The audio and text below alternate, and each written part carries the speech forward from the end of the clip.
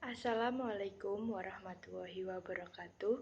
Perkenalkan, nama saya Anugrah Purbaning Tias dari Prodi PBSI kelas 5B. Kali ini saya akan menyampaikan materi mengenai belajar dan pembelajaran. Jadi, yang pertama ada pengertian belajar. Menurut Hanafi, belajar adalah proses perubahan tingkah laku sebagai hasil interaksi individu dengan lingkungannya. Jadi, dapat disimpulkan bahwa belajar adalah suatu proses pengubahan tingkah laku yang dilakukan dengan berpikir secara aktif untuk menghubungkan pengetahuan, pengalaman, dan informasi yang diperoleh sehingga membentuk pemahaman yang melekat dan terkembangkan secara terus-menerus. Kemudian, yang kedua, ada ciri belajar. Ciri belajar yang pertama, adanya kemampuan baru atau perubahan. Yang kedua, adanya perubahan yang bersifat tetap atau dapat disimpan. Yang ketiga, adanya usaha. Dan yang keempat, adanya interaksi dengan lingkungan. Kemudian selanjutnya ada tipe-tipe belajar. Belajar yang pertama ada belajar isyarat atau sinyal learning. Belajar isyarat adalah suatu aktivitas untuk memahami kode tertentu yang dibuat oleh komunikator atau pembuat kode kepada komunikan atau penerima kode. Yang kedua ada belajar stimulus respon. Belajar tipe ini memberikan respon yang tepat terhadap stimulus yang diberikan. Respon yang tepat pemberiannya dapat sebagai penguatan, sehingga terbentuk perilaku tertentu. Yang ketiga ada belajar merantaikan atau chaining. Tipe ini merupakan belajar dengan membuat gerakan-gerakan motorik sehingga akhirnya membentuk rangkaian gerak dalam urutan tertentu. Dan yang terakhir ada belajar asosiasi verbal atau verbal association. Tipe ini merupakan belajar menghubungkan suatu kata dengan suatu objek yang berupa benda, orang, atau kejadian, dan merangkaikan sejumlah kata dalam urutan yang tepat. Yang kelima, ada belajar membedakan atau discrimination. Tipe belajar ini memberikan reaksi yang berbeda-beda pada stimulus yang mempunyai kesamaan. Dan yang keenam, ada belajar konsep atau konsep learning. Belajar mengklasifikasikan stimulus atau menempatkan objek-objek dalam kelompok tertentu yang membentuk suatu konsep. Yang dimaksud konsep dalam hal ini adalah satuan arti yang mewakili kesamaan ciri. Yang ketujuh ada belajar dalil atau rule learning. Tipe belajar ini merupakan tipe belajar untuk menghasilkan aturan atau kaidah-kaidah yang terdiri dari penggabungan beberapa konsep. Hubungan antara konsep biasanya dituangkan dalam bentuk kalimat. Kemudian yang terakhir, belajar memecahkan masalah atau problem solving. Tipe ini merupakan tipe belajar yang menggabungkan beberapa kaidah untuk memecahkan masalah, sehingga terbentuk kaidah yang lebih tinggi atau higher order rule. Selanjutnya ada taksonomi belajar. Taksonomi belajar adalah pengelompokan tujuan berdasarkan domain atau kawasan belajar. Menurut Bloom, ada 3 domain belajar. Yang pertama, ada cognitive domain atau kawasan kognitif. Adalah kawasan yang berkaitan dengan aspek-aspek intelektual atau secara logis yang bisa diukur dengan pikiran atau nalar. Kawasan ini terdiri dari pengetahuan, pemahaman, penerapan, penguraian, dan pemaduan. Yang kedua, ada affective domain atau kawasan afektif. Adalah kawasan yang berkaitan dengan aspek-aspek emosional seperti perasaan, minat, sikap, dan kepatuhan terhadap moral. Kawasan ini terdiri dari penerimaan, sambutan, penilaian, pengorganisasian, dan karakterisasi. Yang ketiga ada psikomotor domain atau kawasan psikomotorik. Adalah kawasan yang berkaitan dengan aspek-aspek keterampilan yang melibatkan fungsi sistem syaraf dan otot dan fungsi psikis. Kawasan ini terdiri dari menyiapkan, meniru, membiasakan, dan mengadaptasi. Kemudian ada kategori belajar menurut UNESCO. Yang pertama ada learning to know. Pada learning to know ini, terkadang makna bagaimana belajar dalam hal ini ada 3 aspek. Apa yang dipelajari, bagaimana caranya, dan siapa yang belajar. Kedua, learning to do. Hal ini dikaitkan dengan dunia kerja, membantu seseorang mampu mempersiapkan diri untuk bekerja atau mencari nafkah. Jadi dalam hal ini menekankan perkembangan keterampilan yang berhubungan dengan dunia kerja. Yang ketiga ada learning to live together. Belajar ini ditekankan seseorang atau pihak yang belajar mampu hidup bersama dengan memahami orang lain, sejarahnya, budayanya, dan mampu berinteraksi dengan orang lain secara harmonis. Yang keempat, ada learning to be. Belajar ini ditekankan pada pengembangan potensi insani secara maksimal. Setiap individu didorong untuk berkembang dan mengaktualisasikan diri. Dengan learning to be, seseorang akan mengenal jati diri, memahami kemampuan dan kelemahannya dengan kompetensi-kompetensinya akan membangun pribadi secara utuh. Kemudian ada teori belajar behaviorisme menurut Thorndike dan Skinner. Yang pertama menurut Thorndike, teori koneksionisme yang dipelopori oleh Thorndike memandang bahwa yang menjadi dasar terjadinya belajar adalah adanya asosiasi antara kesan panca indera dengan dorongan yang muncul untuk bertindak.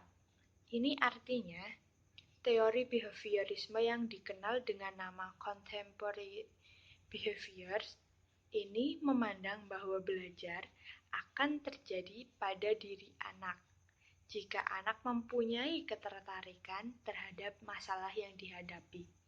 Siswa dalam konteks ini dihadapkan pada sikap untuk dapat memilih respon yang tepat dari berbagai respon yang mungkin bisa dilakukan. Menurut Thorndike, belajar akan berlangsung pada diri siswa jika siswa berada dalam 3 macam hukum belajar. Yang pertama, the law of red lines atau hukum kesiapan belajar. Yang kedua, the law of exercise atau hukum latihan. Dan yang ketiga, the law of effect atau hukum pengaruh. Kemudian ada teori behaviorisme menurut Skinner. Menurut Skinner, hampir semua perilaku manusia diidentifikasi jatuh ke dalam dua kategori, yaitu perilaku responden dan perilaku operan. Perilaku responden adalah perilaku tanpa sengaja sebagai hasil dan dari rangsangan lingkungan khusus. Perilaku responden dapat terjadi jika stimulus diterapkan pada organisme. Stimulus dari binatang kecil yang mengganggu mata akan menyebabkan mata kita menjadi berkedip. Suatu peristiwa memalukan dapat menyebabkan muka seseorang menjadi merah. Flash cahaya terang akan mengakibatkan mata kita otomatis berkedip. Itu semua merupakan contoh beberapa perilaku responden. Perilaku operan adalah perilaku yang tidak otomatis, dapat diprediksi, dan mudah diidentifikasi oleh rangsangan. Skinner percaya bahwa perilaku tertentu dapat terjadi jika disebabkan oleh rangsangan tertentu. Kata operan menjelaskan seluruh sikap perilaku yang beroperasi pada lingkungan untuk menghasilkan peristiwa atau tanggapan dalam lingkungan. Jika kejadian atau tanggapan dapat memuaskan siswa, kemungkinan perilaku operan akan diulang. Skinner menyebutkan hukum-hukum belajar sebagai berikut. Yang pertama, Law of Operant Conditioning, yaitu jika timbulnya perilaku diiringi dengan stimulus penguat, maka kekuatan perilaku tersebut akan meningkat. Yang kedua, Law of Operant Extinction, yaitu jika timbulnya perilaku operan telah diperkuat melalui proses conditioning itu tidak diiringi stimulus penguat, maka kekuatan perilaku tersebut akan menurun bahkan musnah. Selanjutnya, ada teori behaviorisme menurut Pavlov dan Bandura. Persamaan dan perbedaan dari teori belajar Pavlov dan teori belajar Bandura. Perbedaannya antara lain, ada teori belajar Bandura lebih mengendalikan proses observasi kemudian diterapkan dalam pembelajaran. Teori belajar Pavlov lebih mementingkan pengaruh lingkungan. Teori belajar Pavlov mengutamakan mekanisme terbentuknya hasil belajar melalui prosedur stimulus-respon. Selanjutnya ada dalam teori belajar Bandura adanya proses pemodelan. Kondisi yang diperlukan untuk pemodelan yang efektif diantaranya harus ada atensi atau perhatian, retensi atau ingatan, dan reproduksi dan motivasi. Persamaannya ada hasil yang akan dicapai diutamakan mengarah pada sikap atau perilaku yang sesuai. Selanjutnya, dalam pembelajarannya lebih ditekankan pada praktik atau dalam wujud nyata. Selanjutnya ada kelemahan teori belajar Pavlov. Proses pembelajaran sangat tidak menyenangkan bagi siswa karena guru sebagai sentral, bersikap otoriter, komunikasi berlangsung satu arah, guru melatih dan menentukan apa yang harus dilakukan oleh siswa. Siswa dipandang pasif, perlu motivasi dari luar, dan sangat dipengaruhi oleh penguatan yang diberikan guru. Murid hanya mendengarkan dengan tertib penjelasan guru dan menghafalkan apa yang didengar dan dipandang sebagai belajar yang efektif. Guru tidak memperhatikan individual difference. Kemudian ada kelebihan teori belajar Pavlov. Cocok untuk pemerolehan kemampuan yang membutuhkan praktek dan pembiasaan yang mengandung unsur-unsur seperti kecepatan, spontanitas, kelenturan, refleks, daya tahan, dan sebagainya. Teori ini juga cocok diterapkan untuk melatih anak-anak yang masih membutuhkan dominasi peran orang dewasa, suka melindungi, dan harus dibiasakan, suka meniru, dan senang dengan bentuk-bentuk penghargaan langsung seperti diberi permen atau pujian. Kelemahan teori Bandura. Teori pembelajaran sosial Bandura sangat sesuai jika diklasifikasikan dalam teori behavioristik. Ini karena teknik pemodelan Albert Bandura adalah mengenai peniruan tingkah laku dan ada kalanya cara peniruan tersebut memerlukan pengulangan dalam mendalami sesuatu yang ditiru. Selain itu juga, jika manusia belajar atau membentuk tingkah lakunya dengan hanya melalui peniruan, sudah pasti terdapat sebagian individu yang menggunakan teknik peniruan ini juga akan meniru tingkah laku yang negatif, termasuk perlakuan yang tidak diterima dalam masyarakat. Kemudian ada kelebihan teori Bandura. Teori Albert Bandura lebih lengkap dibandingkan teori belajar lainnya.